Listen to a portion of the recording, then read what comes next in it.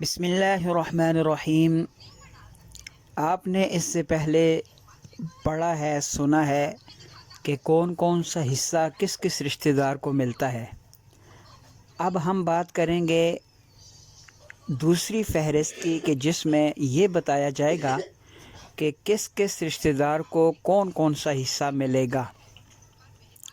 پہلے ہم نے حصے کی بات کی تھی اور اب پہلے رشتے کی بات کی تھی، رشتہ دار کی بات کی تھی، اور اس فہرست کے اندر ہم دیکھیں گے کہ ذوی الفروض میں سے کس کو کون سا حصہ ملے گا، یعنی کس رشتہ دار کو کون سا حصہ ملے گا۔ تو واضح رہے کہ سب سے پہلے جو رشتہ آتا ہے وہ والد کا آتا ہے، تو والد صاحب کو کبھی چھٹا حصہ ملتا ہے، اسی طرح دادا کو بھی چھٹا حصہ ملتا ہے جب والد صاحب موجود نہ ہوں۔ ماں شریک، بھائی بہنیں، ان کو بھی چھٹا حصہ ملتا ہے اور کبھی ان کو تیسرا حصہ بھی ملتا ہے۔ خاوند ہے، اس کو کبھی نصف حصہ ملتا ہے، کبھی ربع حصہ ملتا ہے، یعنی چوتھا حصہ۔ بیوی ہے، اس کو کبھی چوتھا حصہ ملتا ہے اور کبھی آٹھواں حصہ ملتا ہے۔ بیٹی ہے، اس کو کبھی آدھا حصہ ملتا ہے اور کبھی 2 ثلث یعنی ثلثان حصہ ملتا ہے۔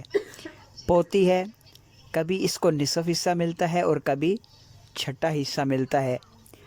اسی طرح کبھی پوتی کو ثلثان بھی ملتا ہے، یعنی 2 ثلث۔ اب سکی بہن ہے، اس کو کبھی نصف حصہ ملتا ہے، کبھی 2 ثلث۔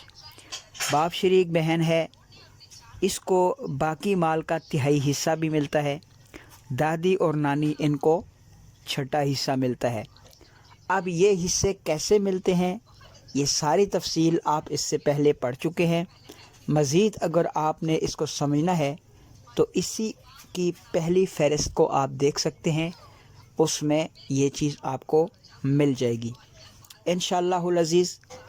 کل کے درس کے اندر ہم ایک بہت ہی آسان ترتیب آپ کے سامنے رکھیں گے کہ ہم گارنٹیڈ انداز سے کہتے ہیں کہ اس ترتیب کو سمجھنے کے بعد آپ کے لیے میراث کا علم حاصل کرنا بالکل سہل اور آسان ہو جائے گا۔